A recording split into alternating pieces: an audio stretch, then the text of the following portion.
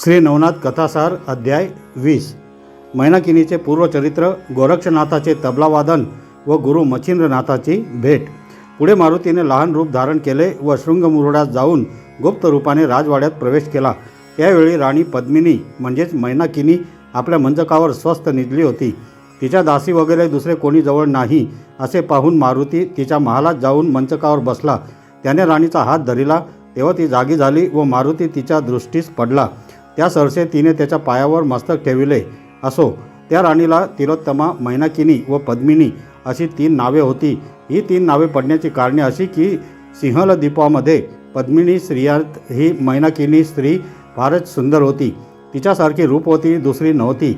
एके दिवशी ती सहज आकाशाकडे पाहत असता त्यावेळी विमानात बसून जात असलेल्या वसूचे धोतर एके बाजूस होऊन विषयदंड विमानाच्या गवाक्षद्वारातून मैनाकिनीच्या पाहण्यात आला। तेव्हा तिला हसू आले।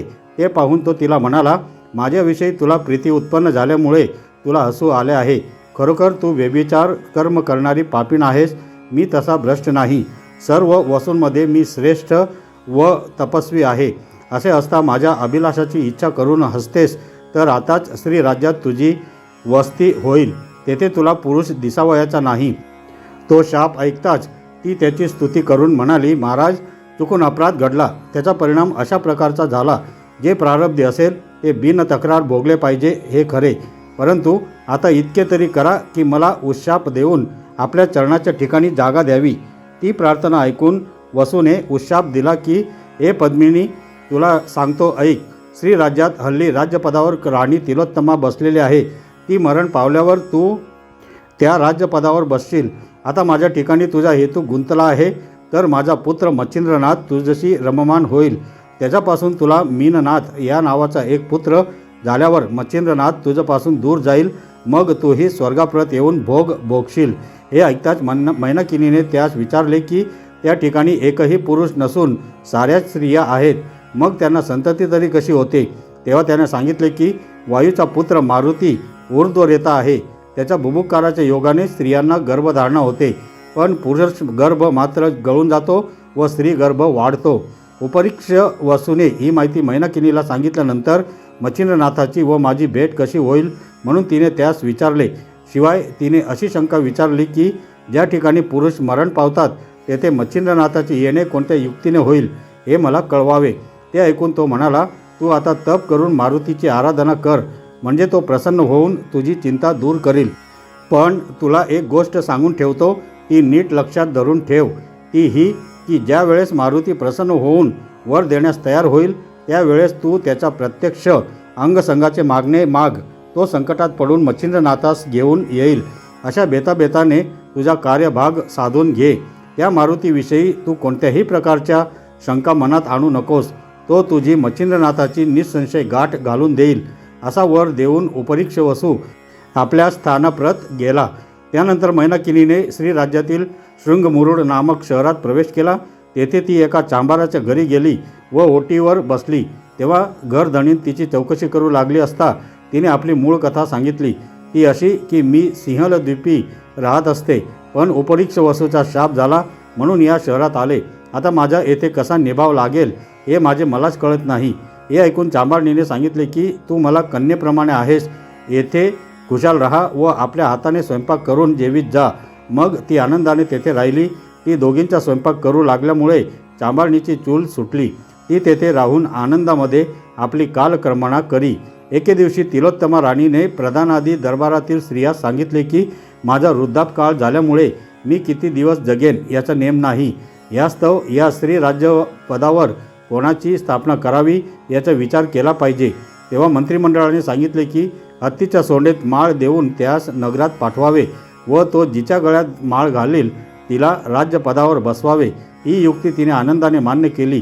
मग एका सुमुहूर्तावर हत्तीच्या सोंडेत माळ देऊन त्यास नगरात पाठविले। त्याने मैनाकिनीच्या गळ्यात माळ घातली। त्यावरून तिला राजवाड्यात मोठ्या थाटाने नेऊन सिंहासनावर बसविले। मैनाकिनीस राज्य प्राप्त झाल्यानंतर तिने मोठे तप केले। तिची निष्ठा पाहून मारुती प्रसन्न झाला वगैरे इतिहास मागे विदित केलाच आहे। ती सिंहल द्वीपामध्ये असता तिच्या आईबापांनी आवडीने तिचे मैनाकिनी असे नाव ठेवले होते। ती सिंहल द्वीपातील स्त्री पद्मिनी असल्याने लोक तिला त्याच नावाने हाक मारीत. तिला तिलोत्तमाचे राज्य मिळाल्यामुळे कोणी तिला तिलोत्तमा असेही म्हणत. अशी ही तिची 3 नावे प्रसिद्ध झाली. असो, मारुतीने मैनाकिनी राणीचा हात धरल्यानंतर तो म्हणाला, मी वचनात गुंतल्याप्रमाणे मच्छिंद्रनाथ तुझ्या स्वाधीन केला, परंतु तो आता येथे फार दिवस राहणार नाही का, की मच्छिंद्रनाथाचा शिष्य गोरक्षनाथ हा त्यास घेऊन जाण्यासाठी येथे येत आहे. तो सर्वांना अजिंक्य आहे. मी तुझ्यासाठी पुष्कळ उद्योग केला.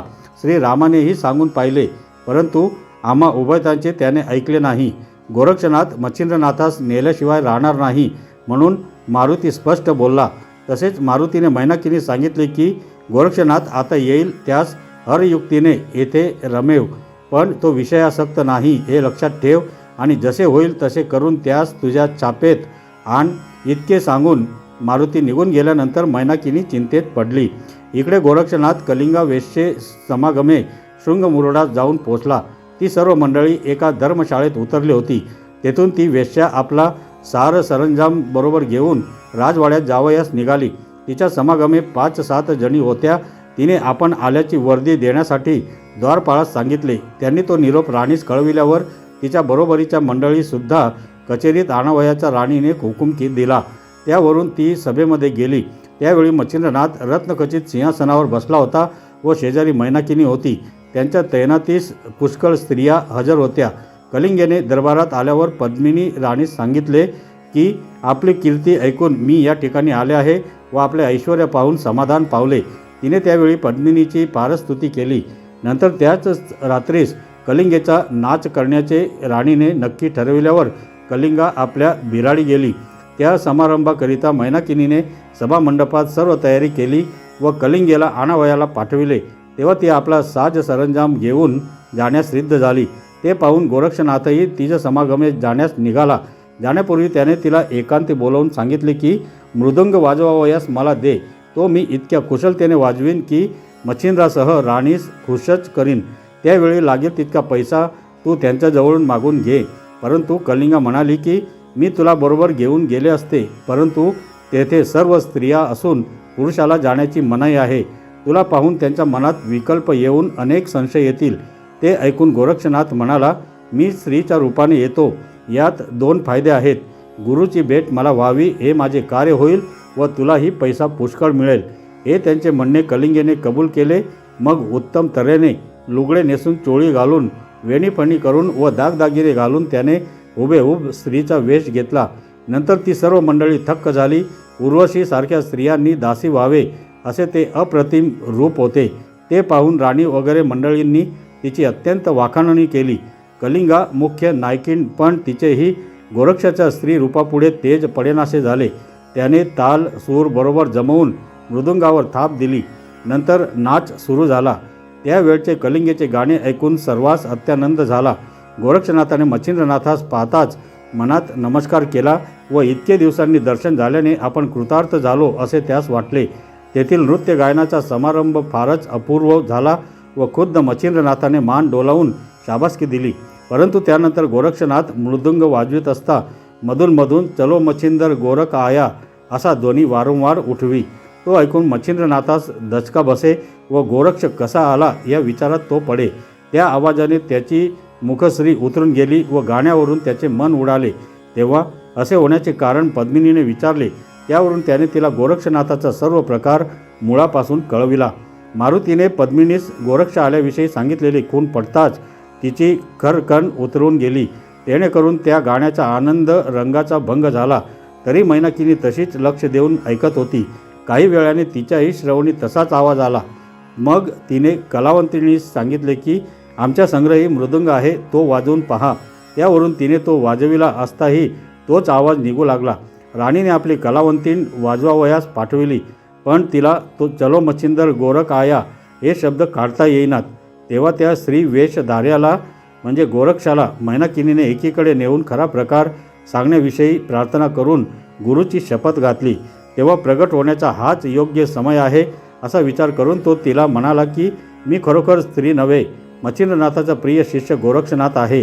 तुझ्या राज्याच्या व्यवस्थेमुळे मी स्त्रीवेश घेतला आहे. ते ऐकून मैनाकिनी त्याच्या पाया पडली. मग रत्नखचित अलंकार व पुरुषांची उंची वस्त्रे आणून गोरक्षनाथास दिली. तेव्हा त्याने स्त्रीवेश टाकून पुरुष वेश घेतल्यानंतर ती त्याचा हात धरून त्यास सभेमध्ये मच्छिंद्रनाथाकडे घेऊन गेली. तिने तिथे मच्छिंद्रनाथास कोण्याने इशारा केला व सांगितले, तुमच्या भेटीची इच्छा धरून गोरक्षनाथ येथे आला आहे. प्रारब्ध उदयास आले म्हणून आज हा येथे दृष्टीस पडत आहे. याच्या योगाने संपूर्ण राष्ट्रास मोठे भूषण आहे. आता माझी सर्व काळजी दूर झाली. राज्याची जोखमदारी आपल्या अंगावर घेऊन हा मुलगा नीट राज्यकारभार चालविल. आता आपला धाकटा भाऊ मीननाथ याचेही उत्तम संगोपन करील. अशा प्रकारे मैनाकिनीने त्यास मोहून टाकण्याचा उत्तम घाट घातला. परंतु तो तिचा बेत पाहून गोरक्षनाथास हसू आले. तो तिला म्हणाला, आम्ही शुद्ध वैष्णव लोक, आम्हाला हे भूषण काय कामाचे? विधवेला कुंकुवाची उठाठेव कशाला पाहिजे? असे जरी त्याने बाह्यता म्हटले तरी मच्छिंद्रनाथ त्याच्या स्वाधीन होईपर्यंत पद्मिनी जसे वागविल तसे वागण्याचा त्याने बेत केला. नंतर मच्छिंद्रनाथाने गोरक्षनाथाच्या गळ्यास मिठी मारली व कलिंग नायकिणीस बहुत द्रव्य देऊन निरोप दिला. नंतर गुरुने शिष्यास नवल वर्तमान विचारले. तेव्हा त्याने आपली संपूर्ण हकीकत त्यास कळविली व आता तुम्हा सोडून मी कदापि एकटा राहावयाचा नाही म्हणून सांगितले. त्यावेळेस मच्छिंद्रनाथानेही त्याची परोपरीने समजूत करून म्हटले की तुझ्याविषयी मी निरंतर विचार करीत आहे, पण काय करू? न घडावे ते घडून आले.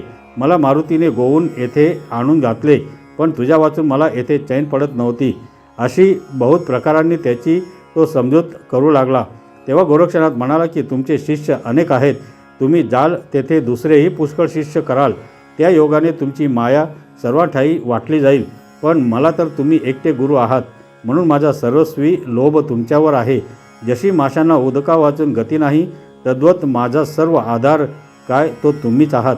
असे भाषण करीत असता गोरक्षनाथाच्या नेत्रावाटे आसवे गळत होती. मग मच्छिंद्रनाथाने त्यास पुष्कळ बोध करून त्याचे समाधान केले.